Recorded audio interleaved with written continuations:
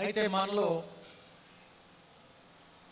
మీరు ఇంకా నిశ్శబ్దం పాటించట్లేదు కనుక నేను వాక్యం ప్రారంభించడాన్ని కొద్దిగా వెనక్కి వేసుకుంటున్నాను. మీకు ఇష్టమే కదా, నేను వాక్యం ప్రారంభించడాన్ని వెనక్కి వేసుకుంటున్నాను. అలా అని ఆలస్యం అవ్వనివ్వను. అంటే మీకు వాక్యం కొద్దిగా తగ్గించేస్తాను. అది మీకు ఇష్టమే కదా, చాలా ఇష్టం కదా. వాక్యం తగ్గించేస్తాను. ఎందుకంటే మరి మీరు మాట్లాడటం మానట్లేదు కదా. మాట్లాడనక్కర్లేదు. వెనక వాళ్ళకి నేను చెప్పేది ఏమిటంటే, నా మాట వినండి. మీ పేరు చెప్తా లేకపోతే నా మాట వినండి. సైలెంట్గా కూర్చోండి తప్ప మాట్లాడొద్దు. ఆలస్యంగా రావడం మీ నేరం. మళ్ళీ మీరు మాట్లాడుతున్నారు, అలా చేయకూడదు. రకరకాల కారణాలు ఉంటాయి ఆలస్యానికి, దానికి ఏం చేస్తాం, తప్పదు. అయితే నిశ్శబ్దంగా కూర్చోవడం నేర్చుకోవాలి. కుర్చీలు శబ్దం అయ్యేటట్టు వేయకూడదు, శబ్దం అయ్యేటట్టు కుర్చీ జరపకూడదు. ఇవన్నీ క్రమం పాటించాలి. ప్రక్క వాళ్ళు ఎంతో శ్రద్ధగా వింటూ ఉంటారు, వాళ్ళకి మీరు విసుగు కలిగించేలా ప్రవర్తించకూడదు. పని చాలా సైలెంట్గా చూడాలి. అడ్డదిడ్డాలు నడవకూడదు, ఎక్కువగా నడిచినట్టు కనిపించకూడదు, కానీ పని చూడాలి. ఇవన్నీ నేర్చుకోండి. సరే, జాన్ గారు వచ్చి ఒక పాట పాడతారు. జాన్ గారి కంటే ముందు కృపారావు గారు వచ్చి ఒక పాట పాడతారు.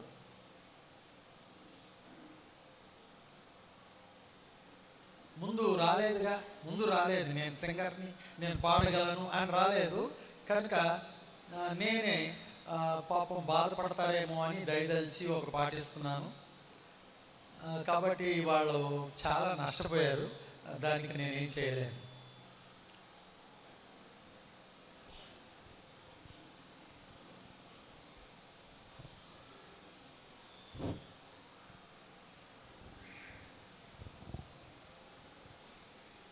దేవుని నామానికి మహిమ కలుగును గాక.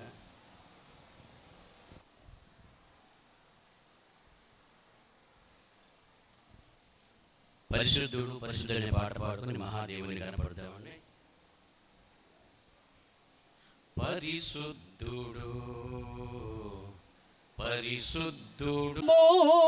పైకెగసి కూర్చోవాలని, పైకెగసి కూర్చోవాలని ఇదే నా కోరిక, నవజీవన రాగమాలిక. ఇదే నా కోరిక, నవజీవన రాగమాలిక. నవజీవన రాగమాలిక. ఇదే నా కోరిక, నవజీవన రాగమాలిక. ఇదే నా కోరిక, నవజీవన రాగమాలిక.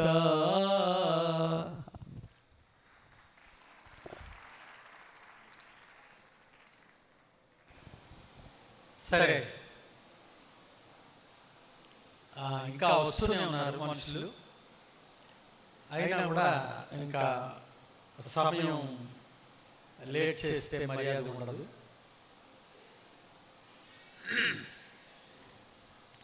ఇది పండుగ సమయం,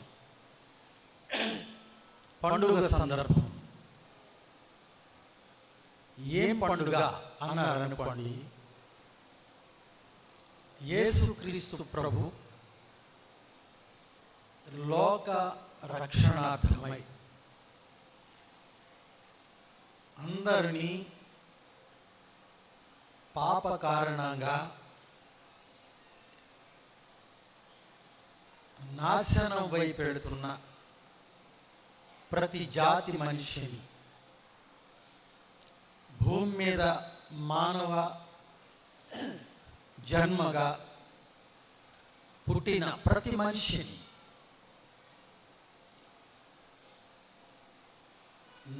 నరకం వైపు, నాశనం వైపు వెళ్లకుండా నిత్యమైన స్థితిలో నిత్యము జీవించేలా, అంటే దేవుని పోలికలోకి, దేవుని స్వరూపంలో ఉండి దేవుని పోలికలో నిత్యము నివసించేలా, నిత్యము బ్రతికేలా, మరణము లేని ఒక జీవాన్ని కలిగి మనిషి ఎంతో అభయంతో బ్రతికేలా మనిషిని రక్షించడం కొరకు భూమి మీదకి వచ్చి పరలోకం, ఆకాశ మండలం నుండి, స్వర్గం నుండి, పరలోకం నుండి భూమి మీదకి వచ్చి మానవ దేహాన్ని ధరించి మనిషిగా బ్రతికి ఏ పాపము చేయని ఒక పవిత్రమైన జీవితం ప్రదర్శించి మనుషులందరి కొరకు ప్రాణం పెట్టి, అంటే మన హిందూ భాషలో యజ్ఞము చేసి, ప్రాణం పెట్టి బలి చేసి, రక్తంతో ఆయన యజ్ఞం చేసి మానవ జాతికి విముక్తిని తీసుకొచ్చాడు. ముక్తి రక్షణ రెండు ఒకటే, ముక్తిని తీసుకొచ్చాడు. అలా బలియాగాన్ని తన శరీరం మీద తాను ఒక కసాయివాని దగ్గర ఒక గొర్రె తల వంచి ప్రాణమర్పించి మనిషికి నిత్యత్వాన్ని తీసుకొచ్చినటువంటి రోజు ఈరోజు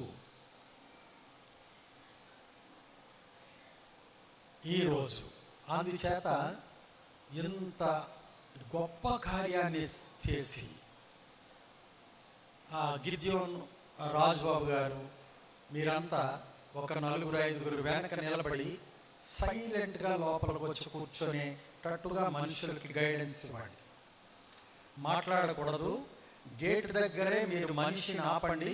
ఎక్కడ కుర్చీ ఖాళీ ఉందో వాళ్ళకి చెప్పి సైలెంట్గా వెళ్ళమని చెప్పండి.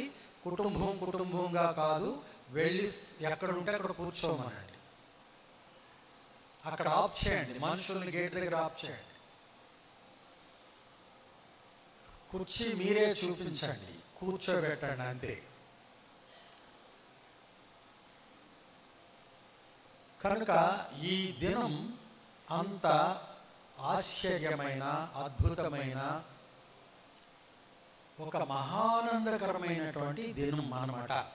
యేసు ప్రభు మహాయజ్ఞాన్ని తన ప్రాణం పెట్టి చేసిన ఒక మహాదినం.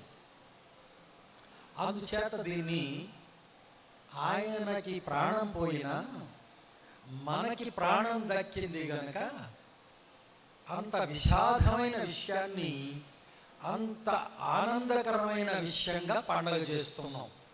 అర్థమైందా? మనిషి చనిపోతే పండగ చేసుకోరు కదా. వీధిలో ఒక మనిషి చనిపోతే వీళ్ళందరూ అన్నం మానేస్తారు కదా. వీళ్ళందరూ కాస్త శవం వెళ్ళిపోయే వరకు వాళ్ళు చాలా మౌనంగా ఉంటారు కదా. కానీ యేసు ప్రభు మరణం అలాంటి విషాదమైనటువంటి మరణ గాథ. అలా జరిగినప్పుడు భూమి ఆకాశాలు కూడా చాలా వేదనకి గురైపోయి కటిక చీకటి ఏర్పడింది. మధ్యాహ్నం 3 గంటల వేళ కటిక చీకటి ఏర్పడింది. అంటే సూర్యుడు కళ్ళు కప్పుకున్నాడు, సూర్యుడు ఒళ్ళు కప్పుకున్నాడు, ఆకాశం నల్లగా మేఘం కమ్మింది, భూమి విలవిలలాడింది. అంత భయంకరమైనటువంటి పరిస్థితి ఆ రోజు ఏర్పడింది. అయినా యేసు ప్రభు చెప్పాడు, నా గురించి ఏడవద్దు, మీ బ్రతుకుల గురించి, మీ పిల్లల బ్రతుకుల గురించి ఏడవండి అని చెప్పాడు. అందుచేత ఇది పండుగ దినం.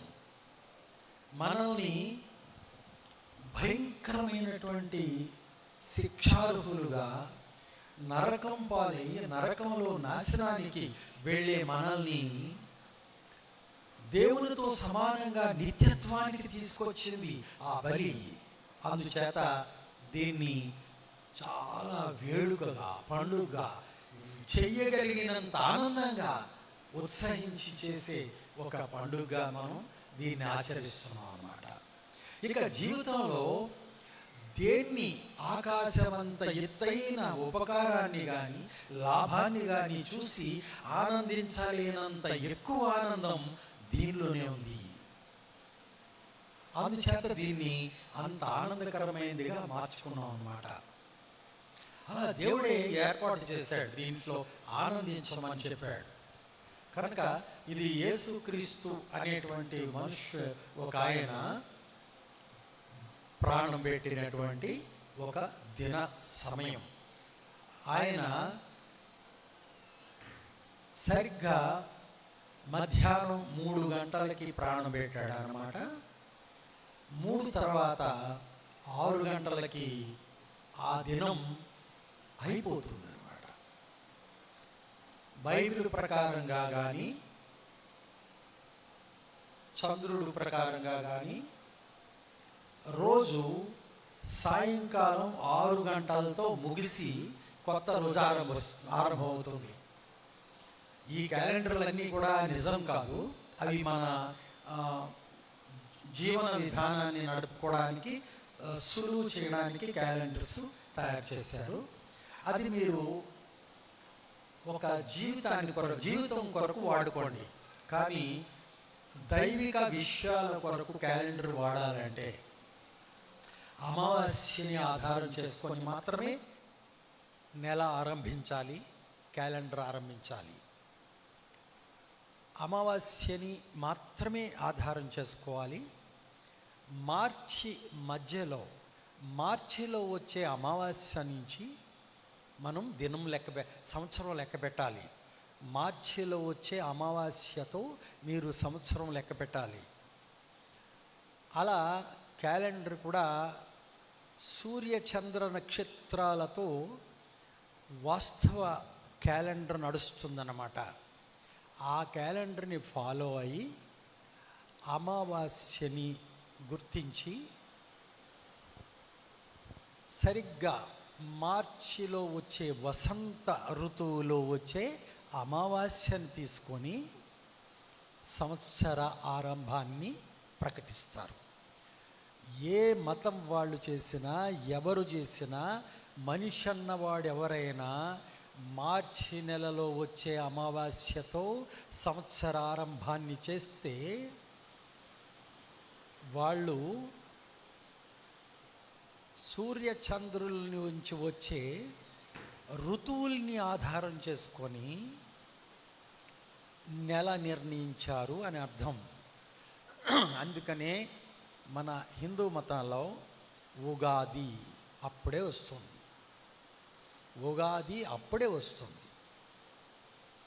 ఒక్కొక్క సంవత్సరం తప్పు అవుతుంది, అది మనుషులు లెక్క వేసుకోవడంలో తప్పు కావచ్చు. ఉగాది అనే దాంతో సంవత్సరం ఆరంభమవుతుంది. అక్కడి నుండి 15 రోజులకి పౌర్ణమి వస్తుంది. ఆ పౌర్ణమి రోజున యేసు ప్రభు మరణించాడు. కావాలంటే చూసుకోండి, బయటికి వెళ్ళి చంద్రుడు పౌర్ణమిలో కనిపిస్తాడు. పౌర్ణమిలో చంద్రుడు కనిపిస్తాడు. మీరు ఇది సక్సెస్ఫుల్లేనా? మీకు ఇక్కడ ఏం డిస్ప్లే అవుతుందండి? డిస్ప్లే చేస్తున్నారా? అక్కడ అంత మధ్యలోకి వెళ్ళి కనిపిస్తుందేమో అడగండి. మీరే మధ్యలోకి వెళ్ళండి, మీరే చివరికి వెళ్ళి మీరు సాటిస్ఫై అవుతున్నారా లేదో చూడండి.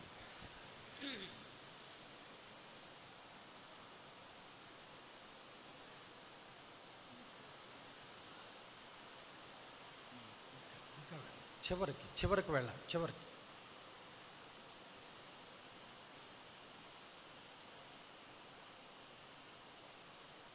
కనుక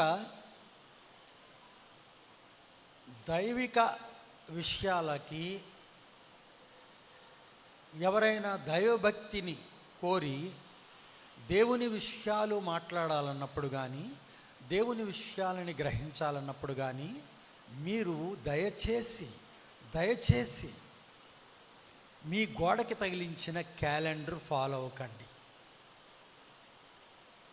అలా క్యాలెండర్ ఫాలో అవ్వడం వల్ల ఆదివారం పునరుద్ధాన దినమని, శుక్రవారం యేసుప్రభు మరణించిన దినమని మీరు అబద్ధాలు ఆడవలసి వస్తుంది. ఇప్పుడు ఇక్కడ కూర్చున్న వాళ్ళందరూ నాతో ఏకీభవించిన వాళ్ళే కాదు, నన్ను వ్యతిరేకించే వాళ్ళు కూడా కొంతమంది ఉన్నారు ఇక్కడ. ఆదివారం పాటించేవాళ్ళు, శుక్రవారం పాటించేవాళ్ళు, అన్నిటినీ కలగాబులకంగా పాటించేవాళ్ళు కూడా ఉన్నారు. వాళ్ళకు ఒక నియమం ఉండదన్నమాట. అలా ఉంటారు. ఏమిటిది, వర్షమా? చూసారా, మొన్న చెప్పాను, మరి ఎవరన్నా విన్నారు గుర్తుందా? సరిగ్గా మన పండగ సమయానికి ఖచ్చితంగా తుఫాను, వర్షమో ఏదో ఒకటి వస్తూ ఉంటుందని చెప్పాను కదా. అది కరెక్ట్గా ఋతువుని బట్టి వస్తుందన్నమాట. అది ఎవరు మార్చలేరు. సరే, ఏదేమైనా దేవుడికి కృతజ్ఞతలు చెప్పాలి. ఎందుకంటే బయట కొంపలు మునిగిపోతున్నా లోపల మాత్రం సుఖంగా దేవుణ్ణి మనం జ్ఞాపకం చేసుకుంటున్నాం, దేవుణ్ణి మనం స్తుతిస్తున్నాం కదా. మీకు రీసౌండ్ అయితే కొద్దిగా తగ్గించవచ్చు. మీరు కొద్దిగా అలా ఒక రౌండ్ వేస్తూ అబ్జర్వ్ చేసి మీరు దాన్ని కంట్రోల్ చేస్తుండండి. ప్రతి మనిషికి ఎలా ఉందో చూడండి.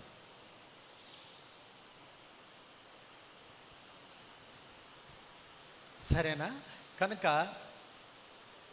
ఆదివారం శుక్రవారం పాటించే వాళ్ళంతా ఎలా పాటిస్తున్నారో మనకు తెలియదు. కానీ శుక్రవారాన్ని యేసుప్రభువు మరణించిన దినంగాను, ఆదివారాన్ని యేసుప్రభువు పునరుద్ధానమైన దినంగాను లోక క్రైస్తవులందరూ చేస్తున్నారు.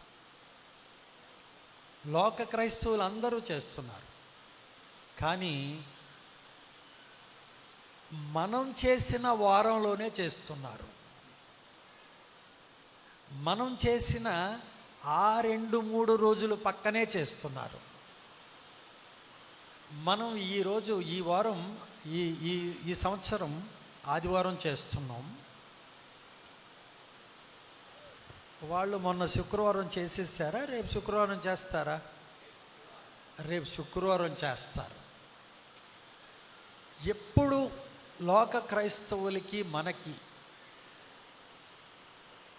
అంటే మన విశ్వాసం కానివారు అని నా భావం, చెడ్డవారని కాదు. ఇతర క్రైస్తవులకి మనకి ఎప్పుడు భేదం వచ్చినా రోజులు భేదం వస్తాయి తప్ప నెల భేదం రాదు, వారం భేదం రాదు. ఎందుకు చెప్పండి? ఎవరైనా ఎందుకో చెప్పండి.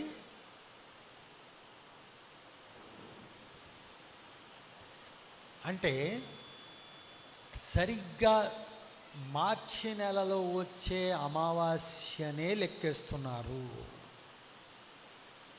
ప్రతి క్రైస్తవ సంఘం, లోకవ్యాప్తంగా ఉన్న క్రైస్తవులందరూ కూడా మార్చి నెలలో, ఇంకా మీకు బాగా చెప్పాలంటే ఈక్వినాక్స్, సూర్యుడు మధ్యరేఖ మీదకి రాత్రులు 12 గంటలు, పగలు 12 గంటలు, ఉదయ అస్తమయాలు జరిగే సూర్యుడికి ఒక రోజు వస్తుంది.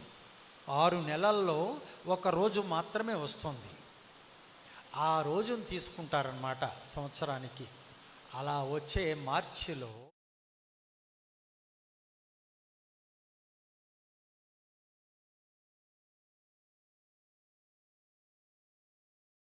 యేసు ప్రభు మరణాన్ని లెక్క కడతారు. 14 రోజులు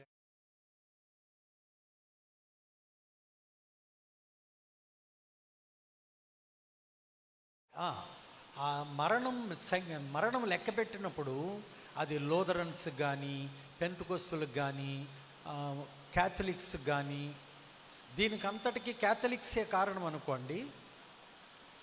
ప్రతి క్రైస్తవ సమాజానికి పాపానికి, అవిశ్వాసానికి, అబద్ధ విశ్వాసానికి మూలదాతలు క్యాథలిక్సే. అంత మహాఘోరమైన క్రైస్తవ వ్యతిరేకి సంఘం అన్నమాట. ఆ క్యాథలిక్స్ నుంచి వచ్చి ఇంకా ఆ ఆనవాళ్లలోనే జీవిస్తూ ఉంటారు. అలా ఎక్కువ ఆనవాళ్లలో జీవించేది లూథరన్, ఇంకొద్దిగా తగ్గించుకున్నది బ్యాప్టిస్టు, ఇంకొద్దిగా తగ్గించుకున్నది పెంతెకోస్తు, ఇంకొద్దిగా తగ్గించుకున్నది నా శార్థం ఏదో. కానీ మొత్తానికి క్యాథలిక్స్ అపరాధంతోనే క్రైస్తవులు. కనుక మీరు ఎక్కడ ఏ దేశం వెళ్ళినా, ఏ క్రైస్తవ మతానికి వెళ్ళినా మనం లెక్క వేస్తున్నట్టే అందరూ లెక్క వేస్తున్నారు. ఎవడు బాబు సొత్తు కాదు లెక్క తప్పు వేయడానికి. అక్కడ చంద్రుడు ఊరుకోడు, చంద్రుడు అమావాస్య వచ్చి ఊరుకోడు. ఆ నెల పొడుపు రావడంతో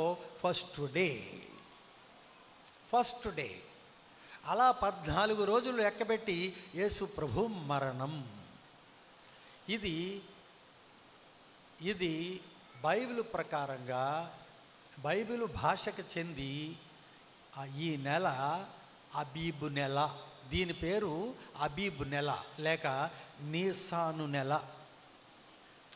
ఇది మనకి మార్చి, ఏప్రిల్ మార్చి సగంలో, ఏప్రిల్ సగంలో. చంద్రుడు పేరు పెట్టి రాడు కదా, అందుచేత మార్చిలో కానీ ఏప్రిల్లో కానీ వస్తూ ఉంటుంది ఈ నెల. అలా మార్చి ఏప్రిల్ మధ్యలో ఊగుతూ ఉంటుందన్నమాట. మొన్న మీకు ఉగాది ఎప్పుడు వచ్చింది? మార్చిలోనే కదా. అలా వస్తూ ఉంటుంది, అలా వచ్చి ఇక్కడికి వస్తుంది. కనుక చంద్రుడు ఎప్పుడైతే ఈ వసంత ఋతువులో మార్చిలో అబీబు నెలలో రేఖగా ఆరంభమవుతాడో అది మొదటి రోజు. కనుక చంద్రుణ్ణి ఫాలో అయ్యే వాళ్ళ ఎవ్వరికీ కూడా అమావాస్య వచ్చినప్పుడు తర్వాత రోజే సంవత్సర ఆరంభం వస్తుంది. బైబిల్లో సంవత్సరారంభం అదే. సంవత్సరారంభాన్ని కొమ్ముబూరలు ఊది దేవుడికి పండగ చేయాలి బైబిల్ గ్రంథాలు. అలా లెక్కేస్తే 14వ రోజు యేసుప్రభు మరణించాడు. అందుకని ఈ 14వ రోజు ప్రతి క్రైస్తవుడికి ఇక్కడే వస్తుంది. ఈవేళ వచ్చింది. మీ లూథరన్స్కి ఇక్కడే వచ్చింది, మీ పెంతెకోస్తుకి ఇక్కడే వచ్చింది, మీ బ్యాప్టిస్ట్కి ఇక్కడే వచ్చింది, మీ తాతల సంఘానికి ఇక్కడే వచ్చింది. కానీ మీకు శుక్రవారం కావాలి. అందుకని యేసు ప్రభువు మరణించిన రోజు ఈ వేళ వస్తే దాన్ని మీరు రేపు శుక్రవారానికి జరుపుకొని పండగ చేసుకుంటారట. జరుపుకొని యేసు ప్రభువు మరణించిన దినాన్ని చేస్తారు, జరుపుకొని చేస్తారు ఇతర క్రైస్తవులు. మనమైతే ఏ రోజు వచ్చిందో వాళ్ళకే నిక్కచ్చిగా ఏ రోజు వచ్చిందో ఆ రోజు వాళ్ళ చెయ్యరు, మనం మాత్రం చేస్తాం. అందుకు యేసుప్రభు మరణం ఆదివారం వచ్చింది. అర్థమైందా? ఈ విషయం అర్థమైందా మీకు అందరు? అబద్ధాన్ని వెంబడించి పరలోకం వెళ్ళలేరు. అది మా తాత సంఘం. మీ తాతకి ఇంకో తాత ఉన్నాడు కదా. మీ తాత లూథరన్ అనుకోండి, మరి మీ తాత ఏమిటి? మీ తాతకి ఒక తాత ఉన్నాడు కదా, పేతురు ఆయన పేరు. మీ తాతకి ఒక తాత ఉన్నాడు, ఆయన పేరు యోహాను. మీ తాతకి ఒక తాత ఉన్నాడు, ఆయన పేరు లూకా. మొన్న మీ తాత లూథరన్ అంటేనే మీకు అంత అభిమానం ఉంది కదా. మీ తాత కానీ ఈవేళ బ్రతికుండి వాళ్ళ తాత పేతురైతే అప్పుడు మీ తాత నేను లోదర్నన్నా లేకపోతే ఏమన్ను? మీ తాతకి ఒక తాత ఉండి అతను పేతురైతే అప్పుడు మీ తాత నేను లోదరన్ అన్నా లేకపోతే అతను ఏమన్ను? కనుక సిగ్గుమాలిన జీవితాలు జీవించకండి. యథార్థవంతులుగా జీవించడానికి కాస్త ప్రయత్నించండి. అందుకు ప్రాణం పోయినా కూడా దేవుడు అదే కోరుతున్నాడు. అందుచేత చాలా కేర్ఫుల్గా ఉండండి. మీరు పోయిన ఏడాది నేను చేసిన ఆలస్యానికి నాకు శిక్ష విధిస్తారు, చాలామంది రారు అనుకున్నాను. కానీ యథాతథ ఎప్పుడు ఆరంభం ఎలా జరుగుతుందో ఆ టైంకి మాత్రం మీరు మొత్తంగా వచ్చేసారు. మీకందరికీ నా నమస్కారాలు. మీకందరికీ పోయిన ఏడాది క్షమించి వచ్చినందుకు మీకందరికీ కూడా నమస్కారాలు.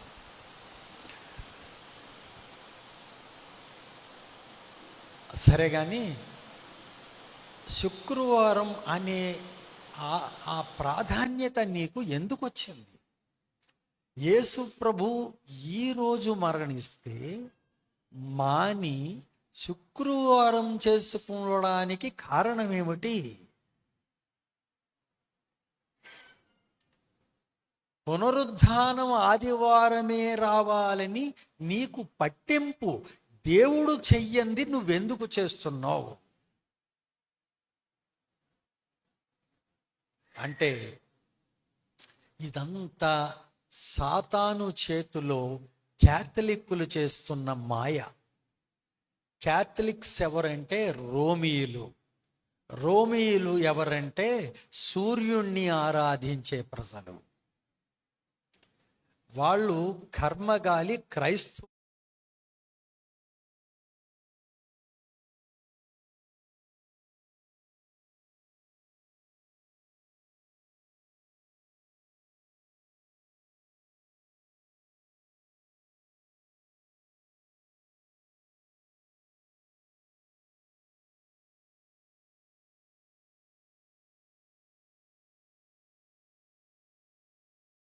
అక్కడ పూజలు చేసుకునేలా చేశారు. అక్కడ ప్రార్థనలు చేసుకొని అక్కడ ఆరాధనలు చేసుకునేటట్టుగా ఒక వ్యవహారాన్ని నడిపించుకొచ్చారు.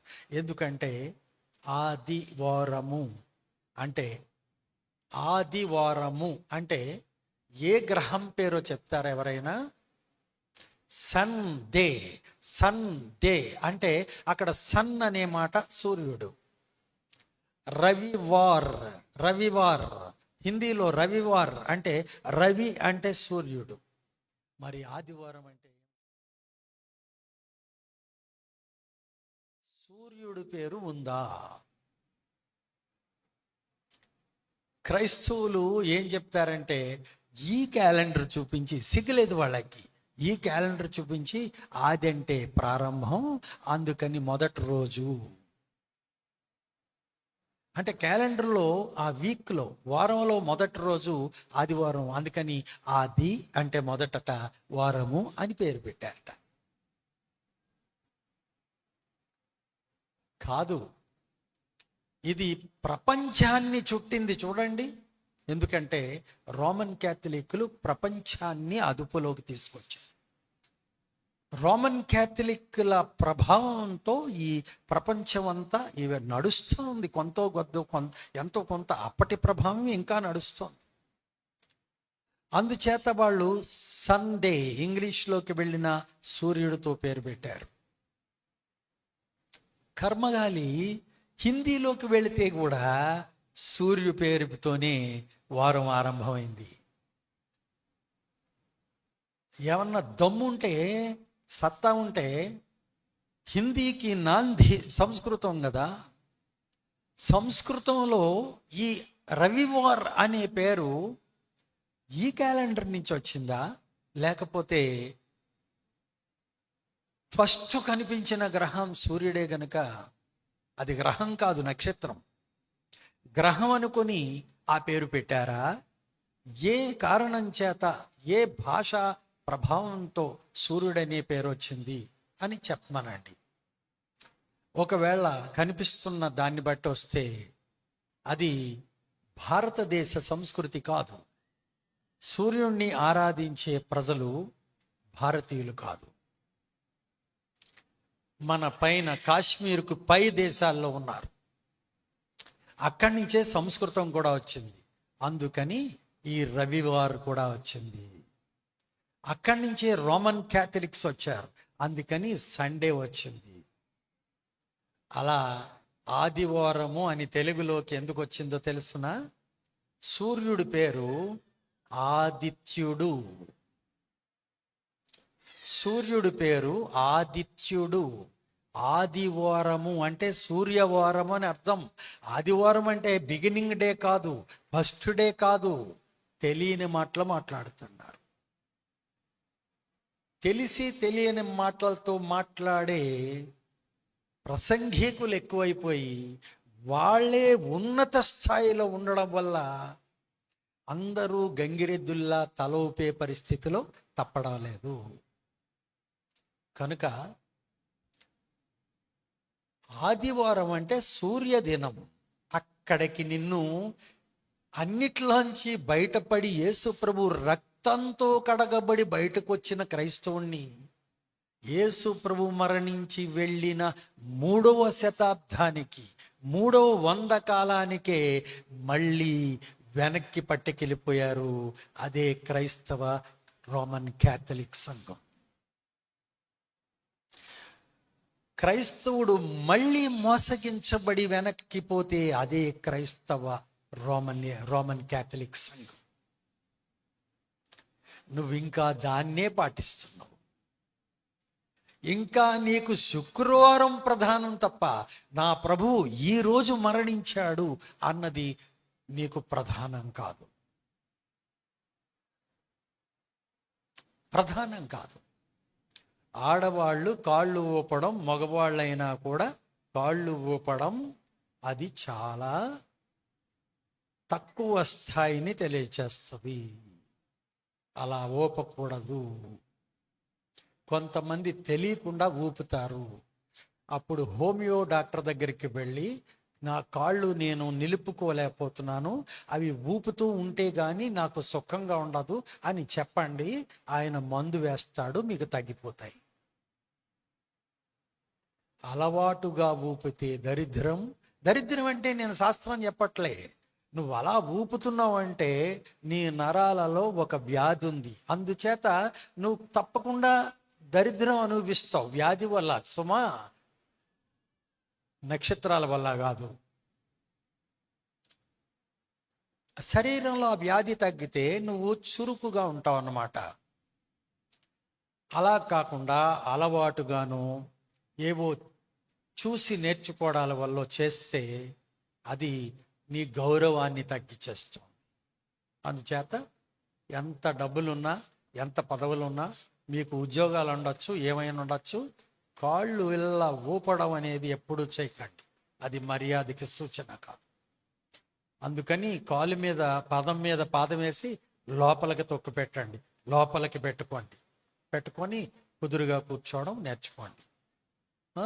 చేతులు 2 కాళ్ళ మీదకి ముడుచుకొని చక్కగా అలా చేతులు పెట్టుకొని తొడల మీద చేతులు పెట్టుకొని రిలాక్స్గా కూర్చోండి. రిలాక్స్గా ఉండాలి ఎప్పుడు కూడా. నీ మైండ్లోకి ఏదన్నా చేరాలంటే నువ్వు రిలాక్స్గా ఉండాలి. ఏది ఆలోచించకూడదు. ఆ వేళ్ళు ఇలా అనకూడదు. వేళ్ళు ఇలా అంటే నువ్వు వింటున్నట్టుగా వింటావు, పాపం నీకు తెలియదు, కానీ అది నీ లోపలికి వెళ్ళదు. ఇలా గోరుని ఇలా అన్నా, వేలుని ఇలా అన్నా, బొటన వేలుని ఇలా, పాదం బొటన వేలుని ఇలా మెదుపునా నువ్వు వినలేవు. నీకు జ్ఞానం రాదు. నువ్వు ఎప్పటికీ ఎదగవు. ఇవన్నీ తెలుసుకోండి. జాగ్రత్తగా ఉండండి. రిలాక్స్గా ఉండడం నేర్చుకోండి. ఆ తర్వాత వినడం నేర్చుకోండి. అది మీ చదువుల్లో అయినా సరే ముందు రిలాక్స్ అవ్వండి, వినడం మొదలు పెట్టండి. అర్థమైంది కదూ? సరే, ఏమంటున్నాను? ఆదివారం అనే ఈ మాట సూర్యుని భక్తి నుంచి వచ్చింది. సూర్యుణ్ణి దేవుడు అనుకున్న ఒక పొరపాటు నుంచి వచ్చింది, ఒక దురభిప్రాయం నుంచి వచ్చింది. అలా వచ్చి ఈవేళ ఆది అంటే ఆదిత్యుడు, సూర్యుడు, సండే సన్, సూర్యుడు, రవి, సూర్యుడు, ఇలా అన్ని భాషల్లోనూ ఈ ఆదివారం సూర్యుడి పేరుతోనే ఉంది. కనుక సూర్యుడు దేవుడై అనుకొని ఆ వారం అలా పెట్టుకున్నారు. యేసు ప్రభువు మరణం నీకు నిత్యమైన జీవనం ఇవ్వడానికి వస్తే ఆ మరణ దినం సూర్యుడికి ప్రాధాన్యత ఇవ్వడం కొరకు మార్చే పరిస్థితికి వెళ్ళింది. తెలియకుండా క్రైస్తవుడు ఎంత దౌర్భాగ్యుడో తెలుస్తుందా? తెలియకుండా, ఒళ్ళు తెలియకుండా క్రైస్తవుడు ఎంత దౌర్భాగ్య స్థితిలో నడుస్తున్నాడు.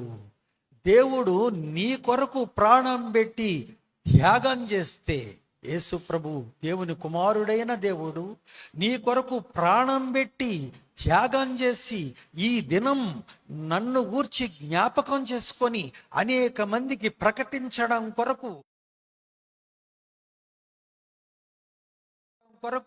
నువ్వు జ్ఞాపకం చేసుకోవడం కొరకు పండగ అంటే అది కూడా సూర్యుడికి స్థితికి దిగజారిపోయింది ఈ క్రైస్తవ్యం. ఎప్పటికి మీరంతా ఎప్పటికీ ఈ క్రైస్తవ్యాన్ని మలిచి యథార్థంలో పెడతారు?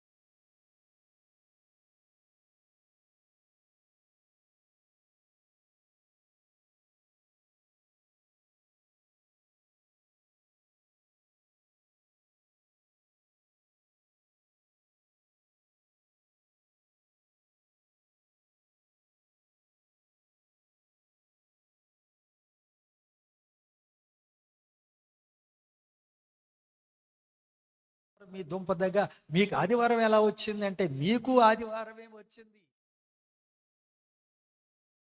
పునరుద్ధాన దినం ఆదివారం రావడం కొరకు శుక్రవారానికి జరుపుకుంటున్నారు. జరుపుకోవడం ఎంత అపరాధమో మీరే ఆలోచించుకోండి. మీ తాతగారు అంటే మీ గాంధీ గారు అనుకోండి, మీ తాతగారు గాంధీ గారు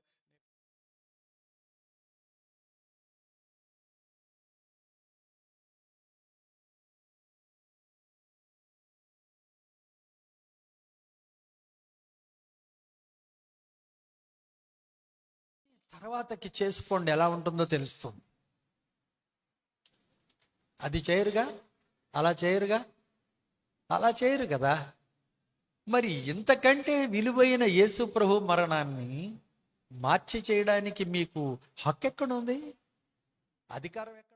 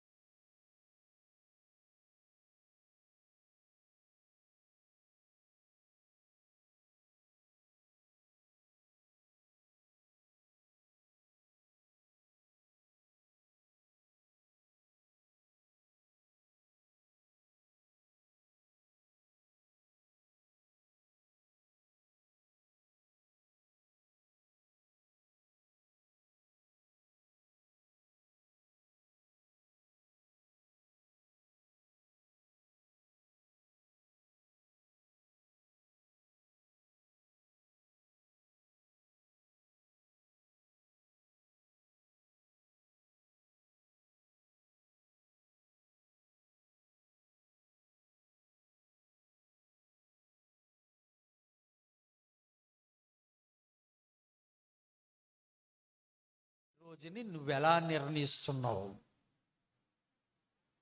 ఎలా అబద్ధాలు ఆడగలుగుతారండి? అబద్ధంతో ప్రాణం పోతుంది కదా దేవుడి దగ్గర.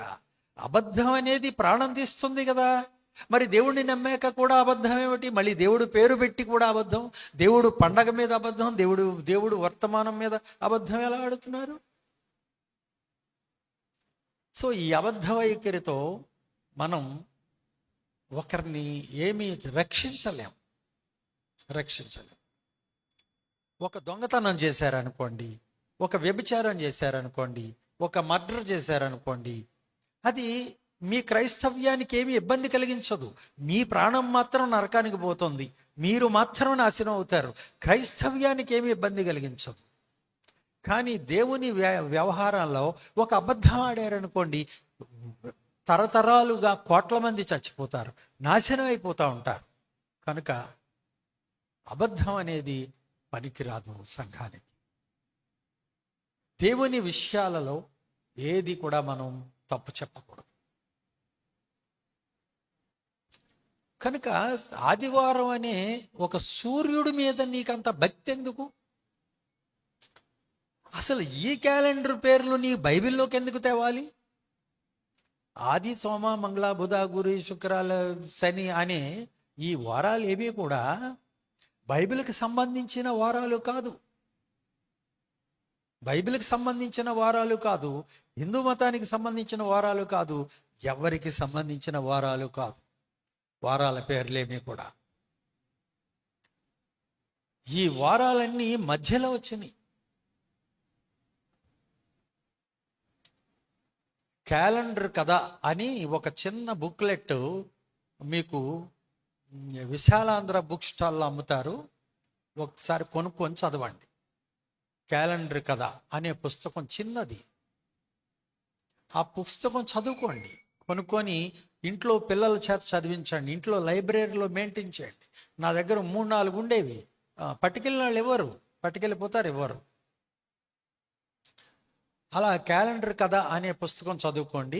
ఈ క్యాలెండర్ దాని బతుకేమిటో, అది ఎన్నిసార్లు మారిందో, దానికి ఉన్న లోపాలు ఏమిటో అన్నీ అందులో రాశాడు అనమాట.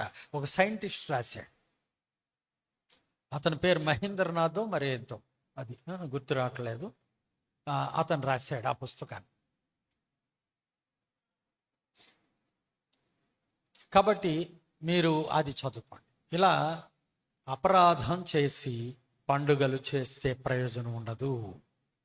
కనుక ఈవేళ ఆదివారం కాదు కదా, నా శార్థం ఏ రోజు వచ్చినా యేసు ప్రభు సూర్యుడు చంద్రుడు చూపించిన ఆ నెల పొడుపుతో, ఋతువు చూపించిన ఆనవాళ్ళతో, సరిగ్గా అమావాస్య పక్కన వచ్చే నెల పొడుపుతో లెక్కగట్టి ఏ రోజు వస్తే ఆ రోజు చేస్తున్నాం. మిగిలిన వాళ్ళందరూ జరుపుకొని చేస్తున్నారు. జరపడానికి కారణం ఆదివారం కావాలి. అది కూడా పునరుద్ధాన దినం ఆదివారం కావాలి వాళ్ళకి, అందుకు చేస్తున్నారు. ఇది మీరు ఏం చేసుకుంటారో మీ ఇష్టం. నేను చెప్పవలసింది చాలాసేపు చెప్పాను, ఇంకా దీన్ని వదిలేద్దాం. ఈరోజు యేసు ప్రభువు మరణించి మనకి ఉత్సహించడానికి ఆకాశం ఎక్కి పిండు కొట్టమంటాడు, కొండెక్కి పిండు కొట్టినంత ఆనందం కలుగజేసిన యేసు ప్రభువు మరణించి తెచ్చిన ఒక వైభవం, ఒక నిత్యత్వం అనే, దేవునితో సమానమైన నిత్యత్వం అనే స్థితిని మనకి తెచ్చిపెట్టిన రోజు. అందుకని మనం పండుగ చేస్తున్నాం. అర్థమైంది కదా? అందరూ తప్పట్లు కొట్టండి.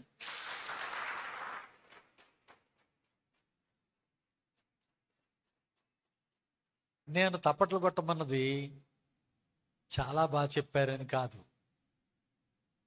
ఎందుకు కొట్టమన్నాను?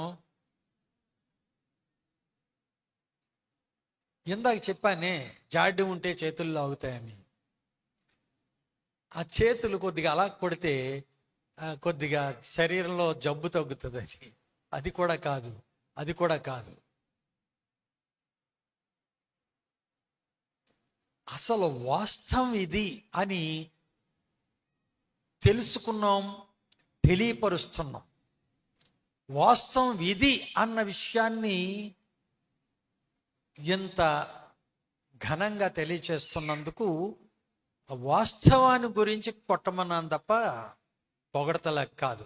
మళ్ళీ కొట్టండి.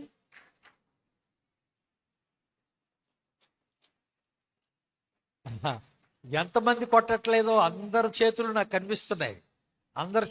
కనిపిస్తున్నాయి. ఈ చప్పట్లు కొట్టిన వాళ్ళకంటే ఎక్కువ మంది కొట్టని వారు ఉన్నారు. వాళ్ళు ఎందుకు కొట్టలేదు? వాళ్ళు కొట్టకపోవడానికి కారణం ఏమిటి? వాళ్ళ శరీరంలో చేం కొట్టదు. వాళ్ళ శరీరంలో ఏమీ స్ఫూర్తి రాదు. వాళ్ళకి ఎప్పుడు కూడా అలా ఉంటారు, స్ఫూర్తి రాదు. ఒక సత్యం అనే దానికి స్పందన ఉండదు. సత్యం అన్నా కూడా దాన్ని మా వాళ్ళకి ఎంతమందికో తెలియంది, ఈయనకొక్కడికే తెలుసా అన్నట్టు పెద్ద స్పందించరు. అందుచేత వాళ్ళ పాపం అలాగే ఉంటారన్నమాట. కనుక సరే, ఇది ఒక సత్యం. మీరు సత్యాన్ని వెంబడిస్తున్నారా, సత్యానికి వ్యతిరేకంగా ఉన్నారా?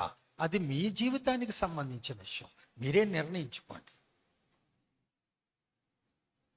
అయితే ఇంతకీ యేసు ప్రభువు ఆరాధన ఆదివారం చేయాలా, శనివారం చేయాలా, నా శార్థం ఏదన్నా రోజు చేయాలా అని మీరు అడుగుతారు.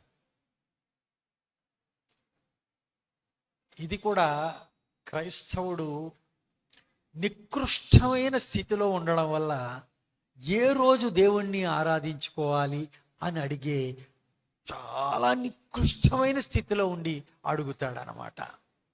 అసలు ఎంత నికృష్టుడంటే, ఎంత నీచుడంటే, దేవుడు అనే మాటకి కూడా అర్థం తెలియవాడు. మనిషి అనే తనని గూర్చి కూడా తనకి ఏమాత్రం తెలియనివాడు. దేవుణ్ణి ఆరాధించడం అనే మాట పాత నిబంధనలో, బైబిల్లో పాత నిబంధనలో శనివారం ఆరాధించేవారు అని అందరూ అనుకుంటారు.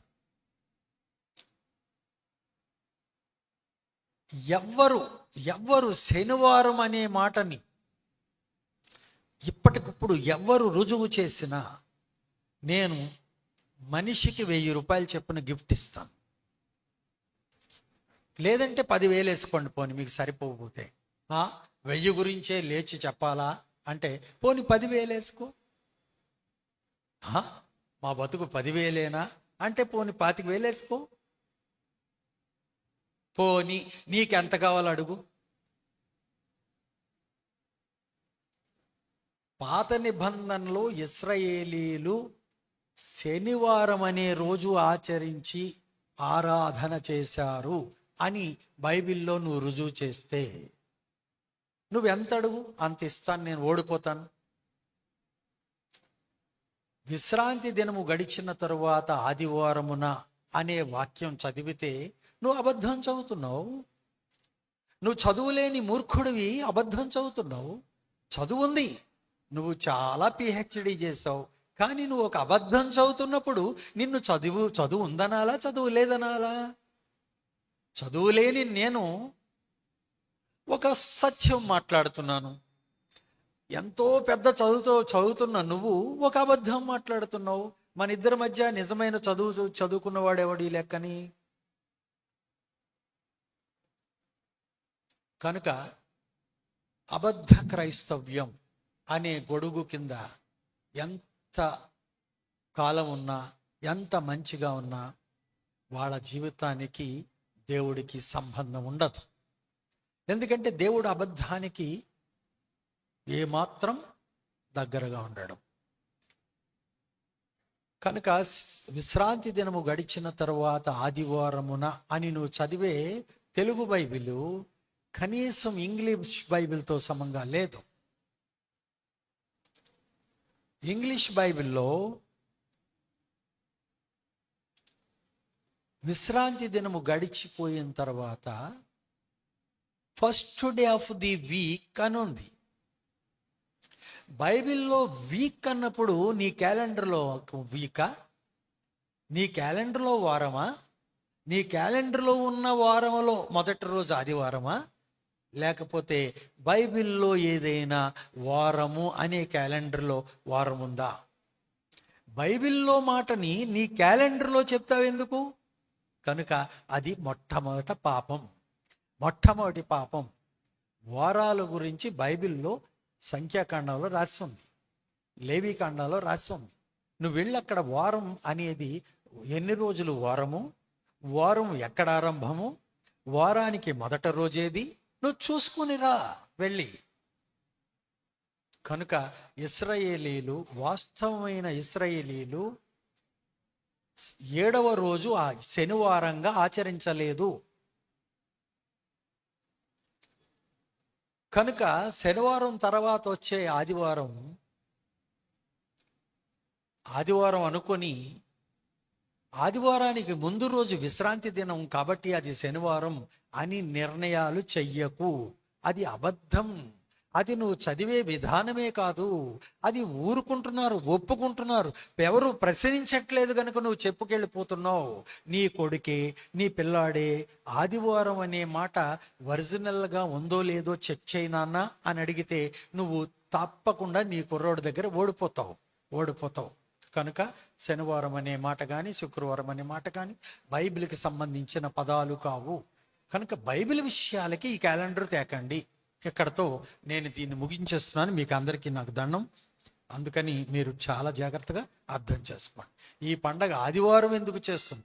ఆదివారం రావడంతో ఇది పెద్ద క్వశ్చన్ మార్క్ అనమాట. యేసు ప్రభు ఆదివారం చచ్చిపోయాడా? వీళ్ళ ముఖానికి ఏమైనా బుద్ధి ఉందా? ప్రతి చిన్న బిడ్డ అనేస్తాడు, ప్రతి చిన్న పిల్ల అనేస్తుంది. దానికి ఇంకా ఏమీ చదువు జ్ఞానం ఏమి అక్కర్లే. ప్రతిదీ చెడ్డి వేసుకొని పిల్లాడు కూడా ఆదివారం యేసు ప్రభు మరణించిన రోజా, వీళ్ళకి ఏమన్నా గాడిద మోక, వీళ్ళకేమైనా బుద్ధి ఉందా అంటాడు. అందుచేత మీకు మళ్ళీ నేను ఇంత ఉపోద్ఘాతం చెప్పవలసి వచ్చింది. కనుక ఆదివారం అనే మాట బైబిల్లో 8 సార్లు, అది కూడా కొత్త నిబంధనలో మాత్రమే ఉంది. ఇక పాత నిబంధనలో వారాల పేరే లేదు. కొత్త నిబంధనలో మాత్రం 8 సార్లు ఆదివారం అనే మాట ఉంది. 8 సార్లు అబద్ధం రాశారు. తెలుగులో తర్జుమాలో అబద్ధం రాశారు. ఒరిజినల్ బైబిల్లో మాత్రం అబద్ధం లేదు. మీరు అలాగే సంస్కృతంలో ఒరిజినల్ భగవద్గీత చదవండి. ఇక మిగిలిన వాళ్ళు ఇస్కాన్ భగవద్గీత, ఇంకొక భగవద్గీత, తమిళ్లో రాసిన భగవద్గీత, దయానంద సరస్వతి రాసిన భగవద్గీత, ఇంకా ఎన్నో భగవద్గీతలు ఉన్నాయి. చదివి చూడండి. మీ తెలుగు భగవద్గీతలకి ఒకదానికొకటి సంబంధమే ఉండదు. కానీ ఒరిజినల్ సంస్కృత భగవద్గీత ఉంటుంది చూసారా, అందులో మాత్రం తప్పు ఉండదు. అయితే ట్రాన్స్లేటర్స్ వాళ్ళకి నచ్చినట్లు మారుస్తారు. దగ్గరగా ఉన్న పదాలు, వాళ్ళ అవగాహనకి కావలసిన పదాలు తెచ్చి ఒరిజినల్ తీసేసి వాళ్ళ పదాలు పెడతారు. అలా బైబిల్లో కూడా తెలుగులోకి తర్జుమా చేసినప్పుడు ఈ క్యాలెండర్ అనుకొని పొరపాటు పడి, ఆ ఫస్ట్ డే అన్నది ఈ క్యాలెండర్ అనుకొని పొరపాటు పడి, ఫస్ట్ డే అనే మాట కూడా లాటిన్లో రోమన్ క్యాథలిక్లు ఆరంభించారు. అంతేగాని యేసు ప్రభువు చెప్పిన బైబిల్ గ్రంథాలో గ్రీకు భాషలో వ్రాసినటువంటి కొత్త నిబంధనలో ఫస్ట్ డే అనే మాట లేదు. అక్కడ కూడా సబ్బాతు రోజు అనే ఉంది. సబ్బాతు రోజు తర్వాత సబ్బాతు రోజు అని మత్తయి సువార్త 28:1 సబ్బాతు రోజు తర్వాత సబ్బాతు రోజు, విశ్రాంతి దినము తర్వాత విశ్రాంతి దినము అని రాసుంటే దాన్ని ఇంగ్లీష్ వాళ్ళు విశ్రాంతి దినము తర్వాత first day of the week అని రాసుకున్నారు. తెలుగు వాళ్ళు విశ్రాంతి దినము తర్వాత ఆదివారం అని రాసుకున్నారు. గ్రీకులో విశ్రాంతి దినము తర్వాత విశ్రాంతి దినములలో ఒక విశ్రాంతి దినము అని రాసింది. దాన్ని అలా మలిచి బైబిల్ని ఇంత తప్పుదోవ పట్టిస్తూ ఉన్నారన్నమాట. అందుకని తెలుగు బైబిలు ఏమీ మీరు జంకక్కర్లే, తెలుగు బైబిల్నే చదువుకోండి. కానీ ఎక్కడ మార్చబడిందో ఆ 4 ముక్కలు మార్చుకోండి చాలు. ఆ 4 ముక్కలు మార్చుకోండి, ఇక ఏం మార్చుకోక్కర్లే. అలాగే తెలుగు భగవద్గీతలో ఎక్కడ మార్చారో స్వామీజీలు అక్కడ మార్చుకోండి, ఇక ఏం మార్చుకోక్కర్లే. స్వామీజీలు మార్చింది కానీ మార్చుకున్నారా, మీరు పర్ఫెక్ట్ అయిపోతారు, హిందూ మతాన్ని వదిలేస్తారు.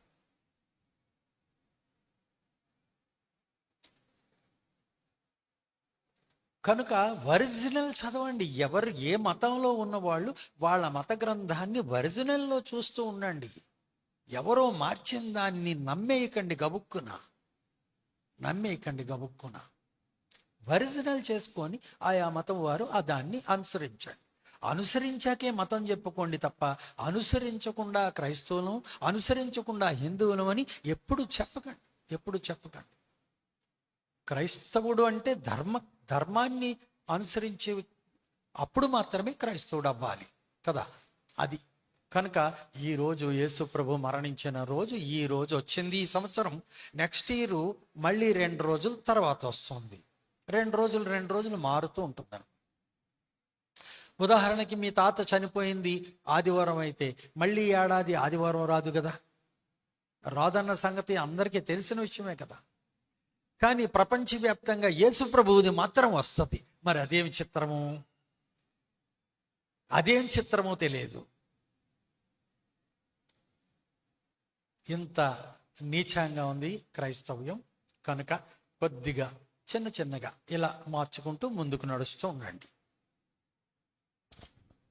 మీరు వెళుతున్న చర్చెస్కి వెళ్ళొద్దు, మీ పాస్టర్ గారు అబద్ధం, ఇలాంటివి చెప్పనెప్పుడు నేను. నిజం తెలుసుకో, అబద్ధాలు ఉండొద్దు. అది నీ బ్రతుక్కి అవసరం కదా. అలా నిజం తెలుసుకుంటూ వెళ్ళు. అక్కడ బాగుంటే అక్కడే ఉండు, ఇంకో దగ్గర బాగుంటే ఇంకో దగ్గరికి వెళ్ళు. నువ్వు మాత్రం నిజంలో ఉండు, అది నేను చెప్పేది. కనుక యేసు ప్రభు మరణించిన అనకూడదు అసలు. ఎందుకంటే యేసు ప్రభు శరీరంలో జరిగింది మరణమే, కానీ నిజంగా మరణం వచ్చి మరణం జరగలేదు.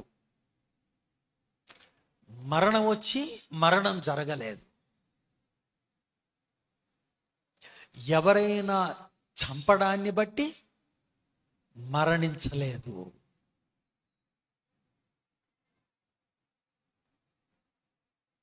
నేను రెండోసారి అన్నదానికి మీరంతా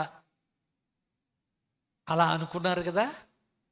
మరణం వచ్చి మరణించలేదు అన్నప్పుడు నిజం అనుకున్నారు.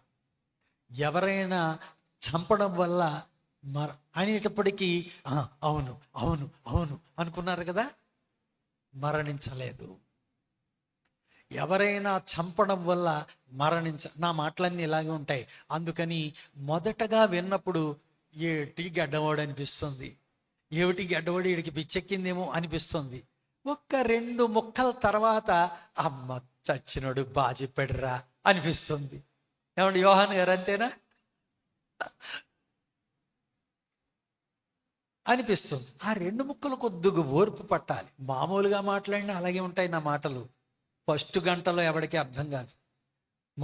మామూలుగా మనిషితో మాట్లాడినా నా మాటలు అలాగే ఉంటాయి. 1 నెల సంవత్సరానికి అర్థమే అవ్వదు. కానీ నా మాటలో మాత్రం శాశ్వతమైన స్టాండర్డ్ ఉంటుందన్నమాట. తప్పకుండా ఉంటుంది. ఆ స్థాయికి నువ్వు ఎదిగా కానీ అది అర్థం కాదు. అంటే నేను గొప్పవాడిని కాదు. ఇక్కడ ఉన్న వాళ్ళలో చాలామంది కంటే తక్కువని నేను, జ్ఞానంలో, చదువులో, అన్నింట్లో కూడా. మీ కర్మగాలి నేను చెప్తే వినవలసి వచ్చింది అంతే. నాకేమీ లేదు. కనుక ఆయన్ని ఎవరో చంపితే చచ్చిపోలేదు. అలాంటి మరణం కాదు ఆయనకి వచ్చింది. యెషయా గ్రంథం 53వ అధ్యాయం 10వ వచనం చదవండి.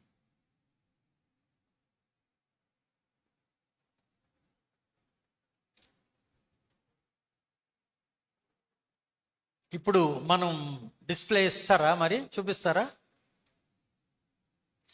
ఏమిస్తున్నారు నాకు తెలియదు మరి. ఎలా నేను లేచి అక్కడికి వచ్చినా నేను కనిపించదా? స్క్రీను దూరం నుంచే చూడాలి.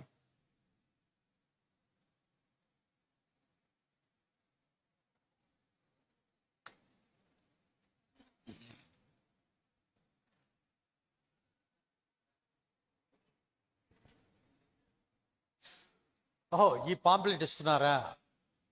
ఇక్కడ మనం పండుగ చేసుకుంటున్నాం అని చెప్పడానికి మన పండుగ పాంప్లెట్ అన్నమాట. ఇది పండుగ ఆహ్వాన పత్రిక. ఇది మీకు కనిపించట్లేదు కదా?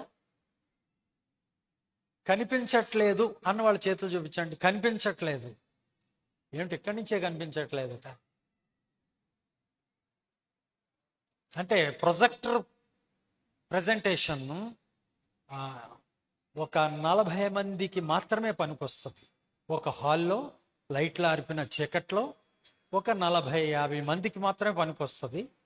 అందుచేత మీకు కనిపించకపోవచ్చు.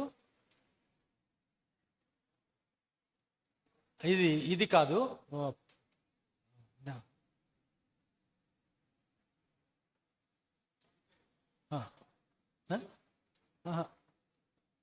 క్రీస్తు శిక్ష ఎందుకు, అదే మొన్న 10 రోజులు జరిగింది. అంటే దీని క్రింద ఉంటుంది, దీని తర్వాత ఉంటుంది.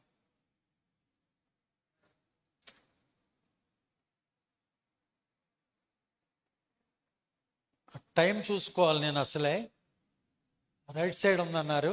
రైట్.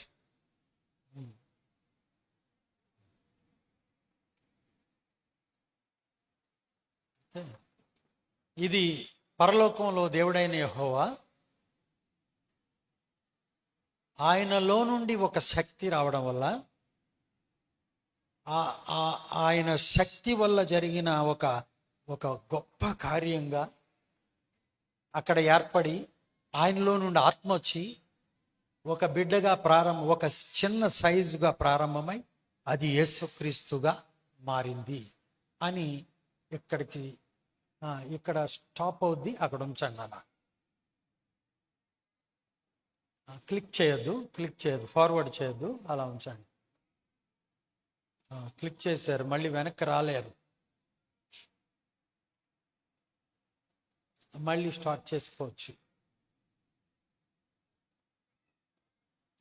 అలా యేసు ప్రభు, అసలు యేసు ప్రభు ఉనికిలోకి ఎలా వచ్చాడు అనే విషయాన్ని మీకు ఈపాటికి తెలుసు. నేను గత 20 రోజులుగా ఈ ప్రెజెంటేషన్ మీకు ఇచ్చి పాఠాలు చెప్తూనే ఉన్నాను. అయితే మన స్వరూప్ పాపం, ఆయన పిహెచ్డి ఇంగ్లీష్ ప్రొఫెసరు, అంత పెద్ద స్థితిలో ఉండి కూడా మీకేదో చూపించాలనేటువంటి కోరికతో ఆయన ప్రవర్తించడాన్ని నేను చిన్నబుచ్చలేక సరే అన్నాను. అయితే మీరు ఓకేనా? మీకు అందరికీ ఓకేనా? మనుషులు చూడగలుగుతున్నారా? ఓకేనా? దీని ముందుకు వెళ్ళాలి. మొట్టమొదటి మళ్ళీ తండ్రి దగ్గర నుంచి చూపించాలి.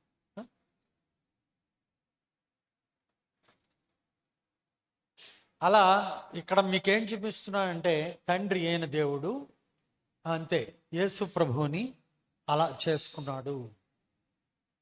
అది వెళ్ళిపోతుందా? సరే, అలా వెళ్ళిపోనివ్వండి. మళ్ళీ ఇద్దరు వచ్చే వరకు ఉంటుంది. అలా చేసుకున్న ఆ కారణాన్ని అక్కడ చూపించాం అన్నమాట. అంటే దేవుడు యెహోవా అంటే ఏమిటంటే ఉన్నవాడు. ఎక్కడ? జవాబుతో. ఎప్పుడు? ఎప్పటి నుంచి? ఎందుకు? ఎలా? మీరు ఎన్ని ప్రశ్నలు వేసినా సమాధానం ఇవ్వగలిగే ఒక ఏకైక నామవాచకంతో దేవుడు యెహోవా అనే పేరుతో ఉన్నాడు. యెహోవా అంటే తెలుగు భాష కాదు, అది హిబ్రూ భాష. హిబ్రూ భాషలో యెహోవా అనే, నన్ను ఇలా లాక్కెళ్ళారు, మరి నేను టైం మర్చిపోతాను. నన్ను మీరు ఏం చేసినా నా తప్పు కాదు. నేను మొదలు పెట్టని పాఠంలోకి మీరు బలవంతంగా లాక్కెళ్ళారు. నేను టైంలో ఉండలేను.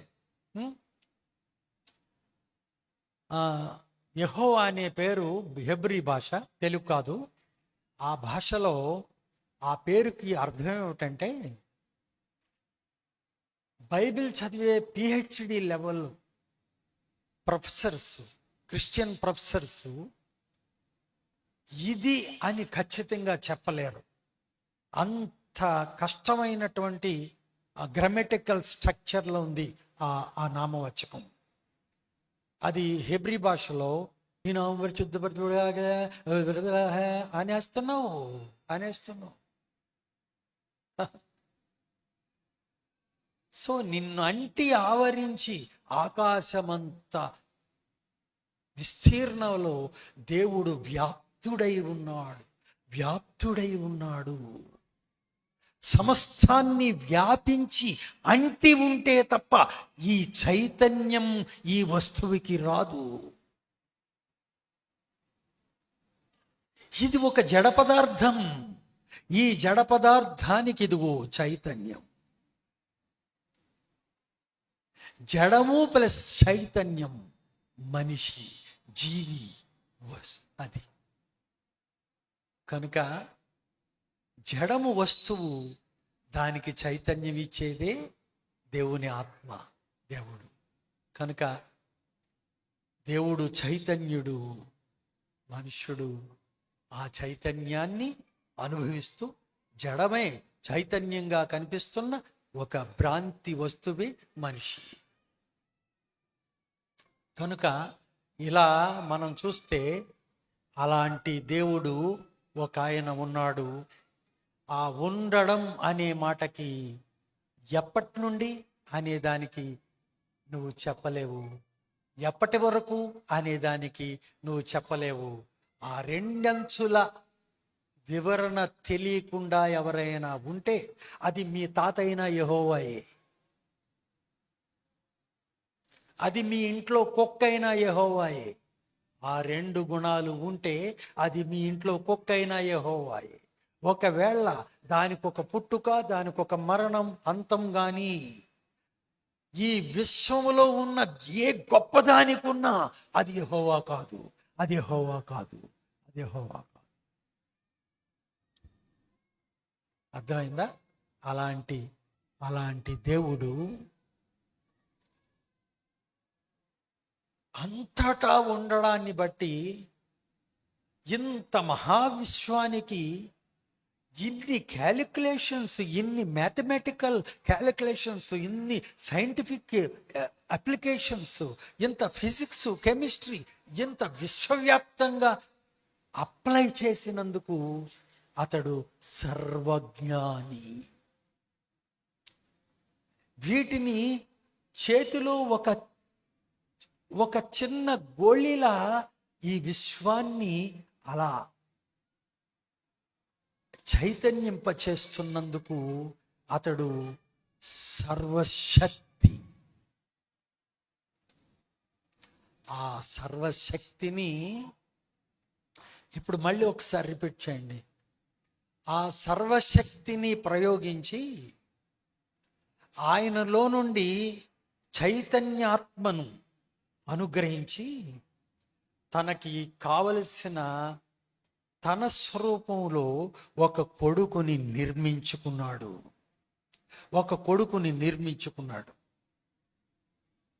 అది ఆ యానిమేషన్లో మీకు వస్తుంది. ఆయనలో నుండి ఒక శక్తి వచ్చింది, ఆయన అప్లై చేయగా ఒక జ్ఞానం వచ్చింది, ఆయన దానికి ఒక ఆత్మనివ్వగా తన స్వరూపంలో ఒకరు ఉద్భవించారు.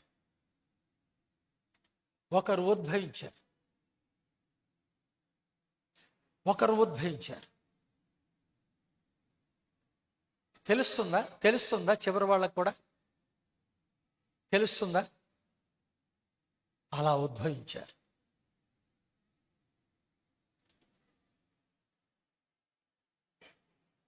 ఇలా యేసు ప్రభు ఉద్భవించాడు. ఆయన శక్తిలో నుండి, ఆయన ఆత్మలో నుండి, ఆయన ఉనికిలో నుండి ఉద్భవించిన ఉనికి కలిగిన వ్యక్తే యేసు ప్రభు.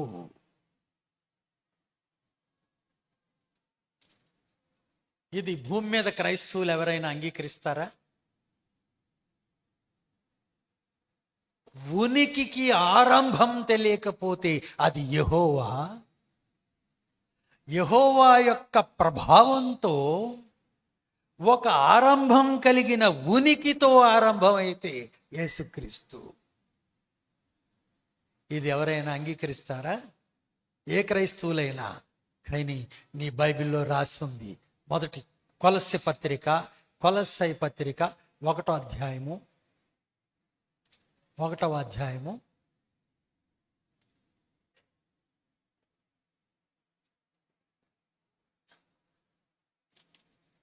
అక్కడ స్పాట్ ఉందంటే అది మీకు ఇంకొక స్లైడ్ అక్కడ దానికి సపోర్ట్ స్లైడ్ ఉందని అర్థం. మీరు పెట్టారా? ఓకే. కనుక ఇక్కడ విషయం ఇది. కాబట్టి ఇప్పుడు కొలస్సై పత్రిక 1వ అధ్యాయము 15వ వచనం చదవండి.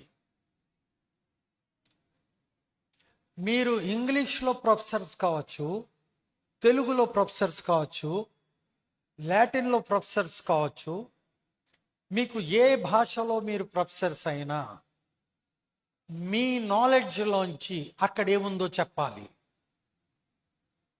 దాటవేయద్దు, తప్పించుకోవడానికి ప్రయత్నించద్దు. బైబిల్ గ్రంథాన్ని దేవుని వాక్కుగా, దేవుడు సాక్షాత్తు దేవుని నుండి వచ్చిన నోటి మాటగా నువ్వు అంగీకరిస్తున్నావు గనుక, అలాంటి విశ్వాసివై ఉన్నావు గనుక మాటని జబదాటవద్దు, మాటకి వేరే అర్థం చెప్పద్దు, ఉన్నది ఉన్నట్టు చెప్పి అంగీకరించాలి. ఏముంది అక్కడ? ఆయన అదృశ్య దేవుని స్వరూపము గలవాడై సర్వ సృష్టికి, అది సంస్కృత పదం. నువ్వు తెలుగులో చదవండి ఎవరైనా. మీరు ఇంగ్లీష్లో అయినా చెప్పండి, తెలుగులో అయినా చెప్పండి. ఒకవేళ మీకు సంస్కృతం వస్తే అర్థం చెప్పండి. ఇదన్నమాట మాయ. నీకు చేతికిచ్చేది తెలుగు బైబిలు, నువ్వు తెలుగువాడివి, కానీ నువ్వు తెలియకుండా చదువుతున్నది సంస్కృతం. మరి ఏం చేస్తావు ఇప్పుడు? పాస్టర్ గారు ఏదంటే అది నమ్ముతావు. ఆది అంటే ఆరంభం, మొదట, సృష్టికి మొట్టమొదట. సంభూతుడంటే సంస్కృతానికి అర్థం ఏమిటి? పుట్టడం, ఉద్భవించడం.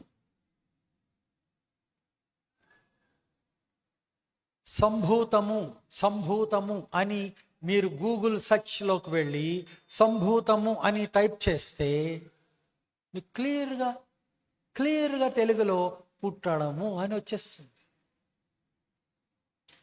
ఇప్పుడు అది తెలుగులో చెప్పండి. ఈసారి తెలుగులో చదవండి లౌడ్గా. తెలుగులో చదవండి ఎవరైనా. దేవుని స్వరూపి అయ్యుండి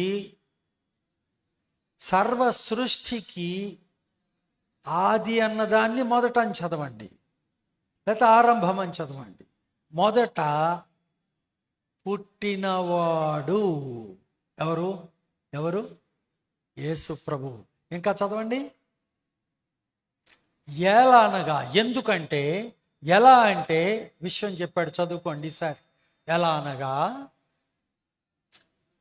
ఆకాశమందున్నవియు భూమి మీద ఉన్నవియు అదృశ్యమైనవి కానీ సింహాసనములైనను ప్రభుత్వములైనను ప్రధానులైనను అధికారులైనను సర్వమును ఆయన యందు సృజింపబడెను. ఇక్కడ ఆయన ఎవరు? యేసు ప్రభు. ఇంకొక ఆయన ఎవరున్నాడు ఈ కాంటెక్స్ట్లో? చూడండి, ఆ కాంటెక్స్ట్లో ఇంకెవరున్నారో చూడండి. ఇంకెవరు లేకపోతే అంతా ఈయనే అనుకుందాం. ఇంకెవరున్నారో చూడండి. ఒకసారి మేము ఈ అక్కడ గోపాలపురం తాళ్ళపూడి మధ్యలో ఒక ఊరు వెళ్ళాం. గాడ్రాల నుంచి వచ్చారా? గాడ్రాల సంఘం వచ్చారా? గాడ్రాల పాస్టర్ గారు వచ్చారు. అదిగో గాడ్రాల పాస్టర్ గారు వచ్చాడు. ఆయన తీసుకెళ్ళాడు మమ్మల్ని. ఒక ప్రొఫెసర్ గారు ఉన్నాడండి, బైబిల్ చదివేసేస్తాడు అంటే వెళ్ళాం.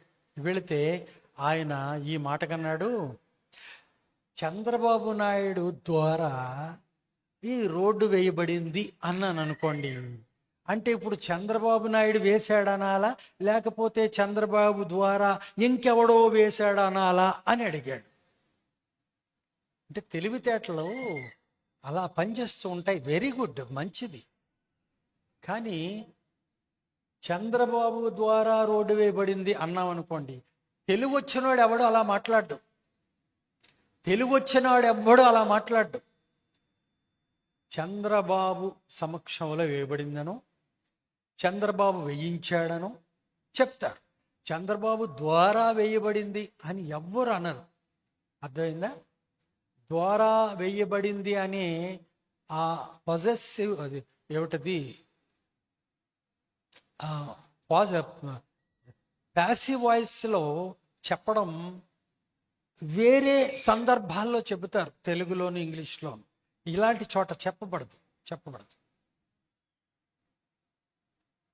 అయితే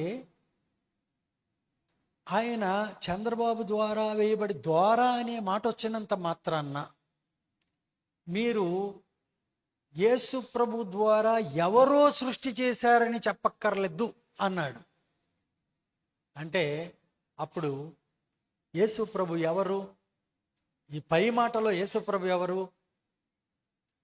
దేవుని స్వరూపి అయి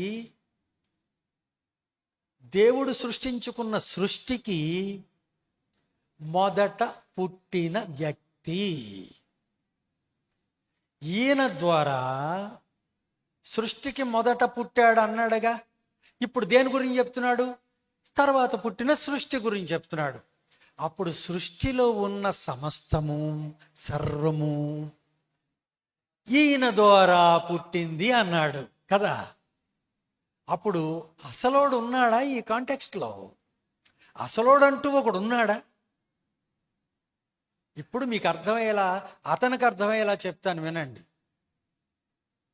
మోడీ గారు ఫండ్ ఇచ్చి చంద్రబాబు గారిని ఏర్పాటు చేస్తే ఈ రోడ్డు చంద్రబాబు గారి ద్వారా వేయబడింది అన్నారనుకోండి, ఫండ్ ఎవరు బాబు సొమ్ము? పైన ఒకడు ఉన్నాడని ఈ కాంటెక్స్ట్లో చెప్పబడింది కదా. మరి చెప్పబడింది కదా. మోడీ గొడవ లేకపోతే ఈయనే వాళ్ళ ఇంట్లో తెచ్చి వేసాడు అనుకోవచ్చు. కానీ బైబిల్లో ఇక్కడ సృష్టికి మొదట యేసు ప్రభువుని చేసినాడు ఉన్నాడు. సృష్టిని యేసు ప్రభువు ద్వారా చేసెను. ఎవరు చేశారు ఇప్పుడు? కనుక యెహోవా చేశాడు. కాబట్టి ఇంతకీ మీకు అర్థం, మీకేం చెప్తున్నా అంటే ఇక్కడంతా సృష్టి యావత్తు యేసు ప్రభువు చేశాడు. సృష్టి యావత్తు యేసు ప్రభువు చేశాడు. యేసు ప్రభువుని యెహోవా చేశాడు. ఈ విషయం నా సొంతం కాదు, నా సొంత మాటలు కానే కాదు. ఇప్పుడు యేసు ప్రభు తండ్రి యెహోవాకి ఏమవుతాడు? కుమారుడు. కుమారుడు ఎలా అవుతాడు మరి? తనలో నుండి నిర్మించుకుంటేనే అవుతాడు. ఒకరి ఉనికికి ఒకరు కారణమైనప్పుడే అతనికి ఇతను తండ్రి అవుతాడు. ఇక భూలోకంలో ఆకాశంలో ఇంకొకడు ఉండనే ఉండడు. మూలం, దాని నుంచి తండ్రి అనేబడితే అతను వచ్చాడని అర్థం. కనుక యేసు ప్రభువుకి యెహోవాకి ఉన్న సంబంధం తండ్రి కుమారులు, తండ్రి కుమారులు, తండ్రి కుమారులు. దాన్ని బట్టి అయినా యెహోవా కన్నాడని అర్థం చేసుకోవాలి, యెహోవా సృష్టించుకున్నాడని అర్థం చేసుకోవాలి కదా. అలా యేసు ప్రభువు యెహోవా దేవుడు నిర్మిస్తే ఏర్పాటు చేస్తే తన స్వరూపంలో నుండి ఉద్భవించిన యేసు ప్రభు. అందుకని ఆయన కూడా కుమారుడైన దేవుడు అని చెప్పబడేది. యేసు ప్రభు కుమారుడైన దేవుడు. కుమారుడైన దేవుళ్ళు ఇద్దరు లేరు. యేసు ప్రభువుకి యెహోవా తండ్రి అయిన దేవుడు కనుక తండ్రి అయిన దేవుళ్ళు ఇద్దరు లేరు. తండ్రి అయిన దేవుడు అద్వితీయ దేవుడు, కుమారుడైన దేవుడు అద్వితీయ దేవుడు. మీకు తెలుగు బైబిల్లో యోహాను సువార్త 1వ అధ్యాయం 18వ వచనం చెప్తాను చూసుకోండి. యోహాను సువార్త 1వ అధ్యాయం 18వ వచనం.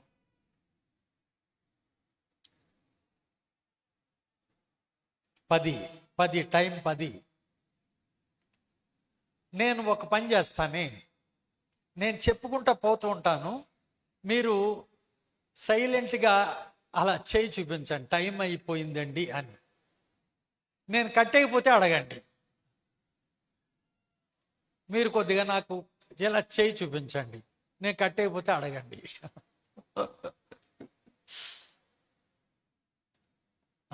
ఏముంది అక్కడ? ఇది ఈ భూప్రపంచంలో క్రైస్తవులందరూ అబద్ధం చదువుతున్నారు. చదవండి, ఏముంది అక్కడ? ఎవడును ఎప్పుడైనను దేవుణ్ణి చూడలేదు, చూడలేడు కూడా, అది వాస్తవం. తండ్రి రొమ్మున ఉన్న అద్వితీయ, పదాలు చూసుకోండి, అద్వితీయ కుమారుడే అంటే కొడుకే, అద్వితీయ కొడుకే, ఒక్కడుగా ఉన్న కొడుకే ఆయనను బయలుపరచను అంటే ఆయనే చూశాడు, ఆయనే బయలుపెట్టాడు అని అర్థం కదా. ఇప్పుడు మీకందరికీ దేవుని కొడుకు యొక్క అవసరం ఏమిటి? చదివిన దాని నుండే మిమ్మల్ని ఆన్సర్ అడుగుతున్నా. దేవుడికి కొడుకుంటే ఆ కొడుకుతో మీకు ప్రయోజనం ఏమిటి? ఆ కొడుకు లేకపోతే ఏం జరుగుండేది? ఆ కొడుకు లేకపోతే ఏం జరుగుండేది? అర్థమవుతుంది కదా మీకు, ఈ పాటికి అర్థమైపోయి ఉంటుందిగా. దేవుని కొడుకు దేవుడికి అవసరమా, నీకు అవసరమా? బైబిల్ ఎలా చదవాలో తెలుస్తుందా? ఎలా చదవాలో తెలుస్తుందా? దేవుడికి ఒక కొడుకు ఉంటే ఆ కొడుకు అవసరం నీకేమైనా ఉందా? ఎంతవరకు ఉంది? ఎంతవరకు ఉంది?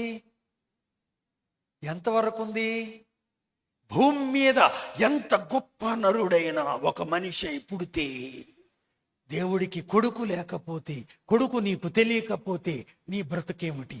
అక్కడ ఉన్నదాన్ని చెప్పండి, అక్కడ ఉన్నదాన్ని బట్టి చెప్పండి, అక్కడ ఉన్నదాన్ని బట్టి చెప్పండి, నీ జీవితం ఏమిటి? అది నువ్వనుకునే దేవుడే అనుకో, నువ్వు ఏదో ఒకటి అనుకో, ఏదో ఒకటి అనుకో. ఈ మాట నీకు చదివింది నీ గ్రంథమే అనుకో. దేవుడికి కొడుకు లేకపోతే భూమి మీద నువ్వు ఎంత ఘనుడువైనా మనిషివైతే నీ జీవితం ఏమిటి? నీ జీవితం ఏమిటి? చెప్పండి, అక్కడేముందో, అక్కడేముందో చెప్పండి. అందుకే మరి నిన్ను రోజు రమ్మంటుంటా. ఏమిటి అవసరం? అవసరం గుర్తించారా? అవసరం అర్థమైందా? ఎంత ఎంత అద్భుతమైన విషయం అక్కడ దాగి ఉందో ఎప్పుడైనా చూసారా? ఎప్పుడైనా చదివినప్పుడు చూసారా? మీ 25-50 ఏళ్ల క్రైస్తవ్యంలో అంత అద్భుతమైన ఒక అమృతం లాంటి ఆనందాన్ని ఇచ్చే ఒక గ్రహింపు, ఒక జ్ఞానం అక్కడ ఉందని మీరు ఎప్పుడైనా గ్రహించారా? భూప్రపంచంలో ఈ క్రైస్తవ్యం ఇలాగే ఉంటే ఏ నరుడు ఎప్పటికీ గ్రహించడు.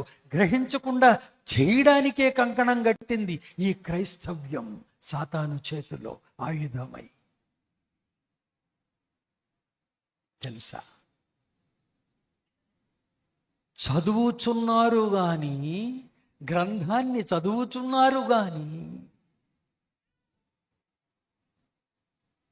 కనుక గ్రంథం చదవగలవు. నువ్వు పిహెచ్డి చేసావు, గ్రంథం చదవగలవు, ఏముందో తెలుసుకోలేవు. దేవుడు ఆత్మనివ్వాలి అని కీర్తన గ్రంథం 118లో రాసి. కనుక అక్కడేముంది? ఒక్కడైన అద్వితీయ, ఏకైక అని అర్థం. ఒక్కడైన కొడుకున్నాడు ఆయనకి.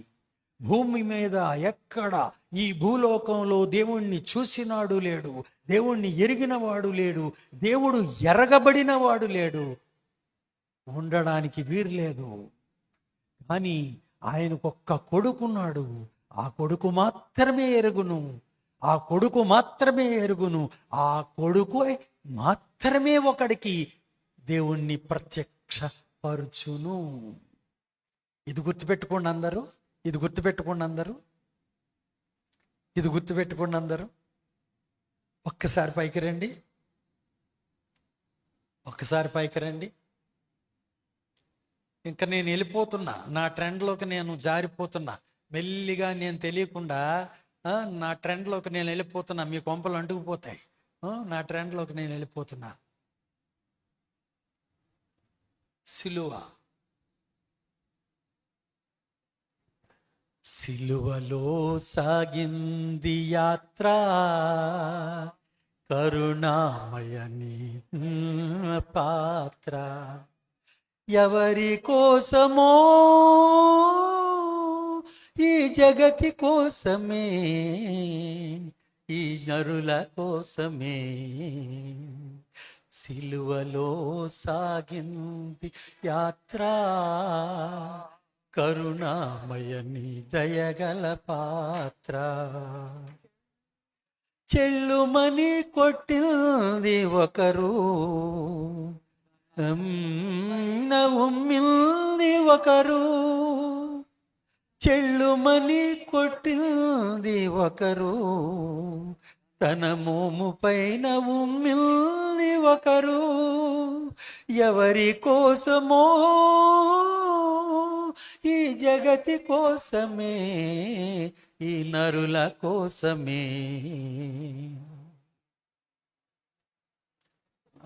ఇంకొక మాట, కొట్టింది ఒక, వీడ్చిన ఒకరు,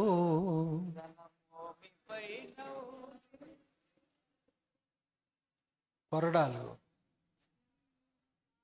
చల్లుమని పాలు కారు దేహం పైన, పాపాత్ముల కొరడాలెన్నో నాట్యమాడినాయి.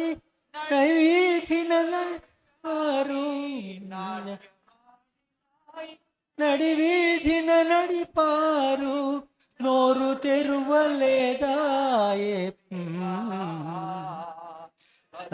పలుకలేదాయే ప్రేమ, నోరు తెరువలేదాయే ప్రేమ, బదులు పలుకలేదాయే ప్రేమ.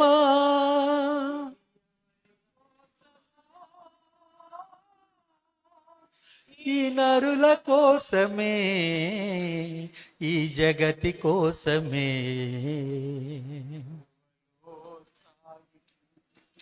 కనుక ఇక్కడ మనం చూస్తున్నాం. నేను ఎందుకు దీన్ని ఇంతసేపు నడిపానంటే, మీ కళ్ళకి కనిపించేలా చేయాలి. ఏం చూస్తున్నారు మీరంతా? ఏం చూస్తున్నారు? సిలువ వేయబడిన యేసుక్రీస్తు అని. కొట్టిన యేసుక్రీస్తు, బలి అయిన యేసుక్రీస్తుని, డొక్కలో పొడవబడిన యేసుక్రీస్తుని, గాయాలు మేకులు కొట్టిన యేసుక్రీస్తు, ఇంత భయంకరంగా హింసించబడుతున్న యేసుక్రీస్తుని చూస్తున్నారు కదా. అవునా అవునా ప్రపంచవ్యాప్తమైన క్రైస్తవ్యమా చూస్తున్నావా? చూశానన్న వారు చెయ్యొద్దండి, చూస్తున్నానన్న వాళ్ళు చెయ్యొద్దండి, ఇక్కడ చూస్తున్నాను అన్న వాళ్ళు చేయొద్దండి.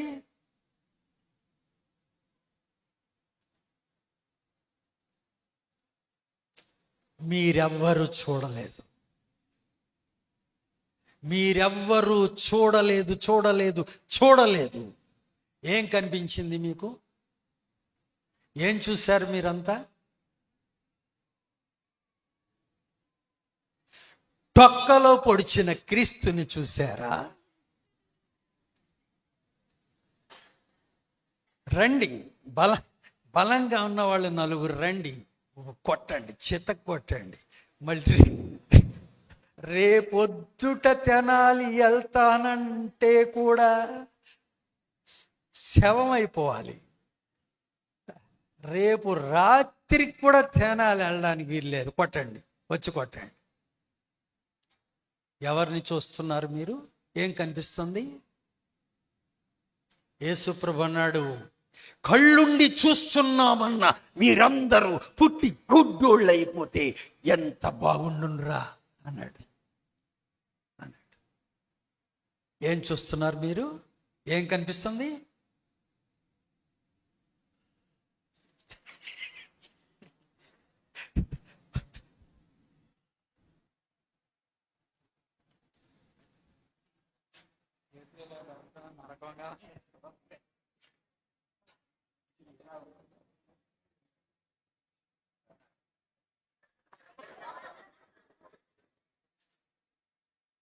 ఎవరిని చూస్తున్నారు మీరు? లేవది వచ్చి పైకి నిలబెట్టి మళ్ళీ కొట్టాలిగా, మళ్ళీ కొట్టాలిగా. ఏం కనబడుతుంది మీకు? అసలు ఏం చూస్తున్నారో చెప్పండి, చూపిస్తా. బైబిల్ అంటే ఏంటో చూపిస్తా. ఏం చూశారో చెప్పండి.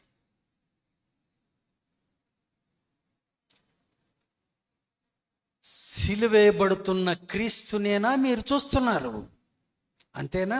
అంతేనా? 1 యోహాను పత్రిక 4:8 చదవండి.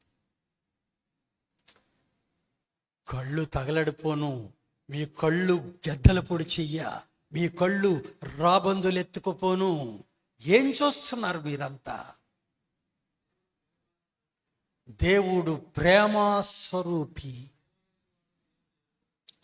ప్రేమ లేనివాడు దేవుణ్ణి ఎరుగడు. ఆయన ద్వారా, ఆయన అంటే యేసుక్రీస్తు, ఆయన ద్వారా జీవించున్నట్లు నువ్వే నువ్వే నువ్వే ఆయన ద్వారా జీవించున్నట్లు దేవుడైన యెహోవా తన ఏకైక కుమారుణ్ణి లోకములోనికి నీ దగ్గరికి పంపాను. దీని వలన దేవుడు ప్రేమస్వరూపి అన్న ఆ ఆకాశమంతా నిండి ఉండి నిన్ను ప్రేమిస్తూ తన కొడుకుని బలిచ్చిన,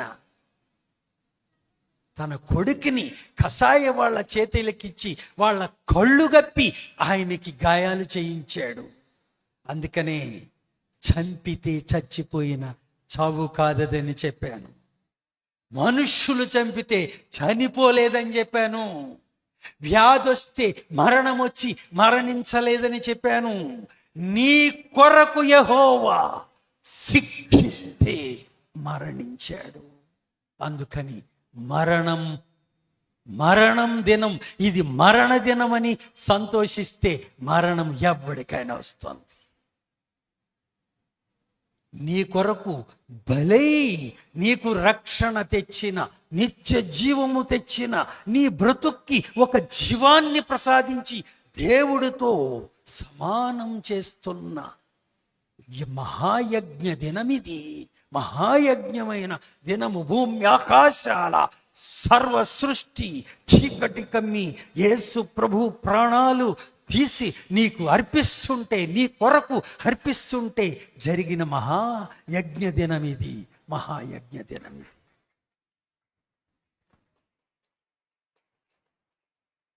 నేను ముందే చెప్పా, నేను వెళ్ళిపోతున్నా నా వరవడిలోకి వెళ్ళిపోతున్నా, జాగ్రత్త. మీ కొంపలు అంటుకుంటాయని. ఆకలేస్తుందా? ఆకలైన వాళ్ళకి భోజనాలు పెట్టేయండి. ఆకలైన వాళ్ళకి, రాజుబాబు గారు, ఆకలైన వాళ్ళకి భోజనాలు పెట్టేయండి.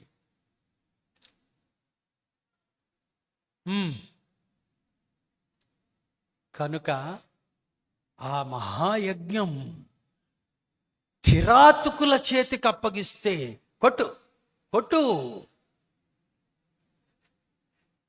కిరాతకుల చేతికి అప్పగిస్తే గాయాలు. నీ కళ్ళకి ఏం కనిపిస్తోంది? దేవుడు ప్రేమాస్వరూపి ఆ కొడుకుని, నీ కొరకు ఏకైక కొడుకుని, తన స్వరూపంలో ఉన్న కొడుకుని, పరలోకంలో దేవుడు తర్వాత దేవుడై ఉన్న కొడుకుని నీ కొరకు భూలోకానికి పంపించి, నీ కొరకు అంత శిక్షకి గురి చేసి, కిరాయికి రవిడీల్ని పెట్టుకొని కొట్టించినట్లు కొట్టించి, గాయపరిచి, నిన్ను ప్రేమిస్తున్నానన్న ఒక వర్తమాన స్వరూపం నీకు పంపిస్తున్నాడు. దేవుణ్ణి చూడలేవు, చూస్తే చచ్చిపోతావు. దేవుణ్ణి చూసే నరుడే లేడు, నర జాతే దేవుణ్ణి చూడలేదు. కానీ నేను నిన్ను ప్రేమిస్తున్న వాణ్ణి ఎంత మహాప్రేమ స్వరూపంతో నేను ఒకడున్నానని చూడరా అనే దేవుణ్ణి చూస్తే చచ్చిపోతావు. అందుకని యేసు ప్రభు ఇలా గాయాలకు అప్పగిస్తే నువ్వేం చూస్తున్నావు? నీ బ్రతుకు మండ ఏం చూస్తున్నావు? యేసు ప్రభు గాయాలలో ఆ పైన నిన్ను ప్రేమిస్తున్న, తన కొడుకుని హింసిస్తున్న ఆ దేవుడు ప్రేమ నీ కొరకు అని నీకు తెలియట్లేదు. అది అక్కడ చెప్పాడు. దేవుని ప్రేమాస్వరూపము ప్రత్యక్షమాయను.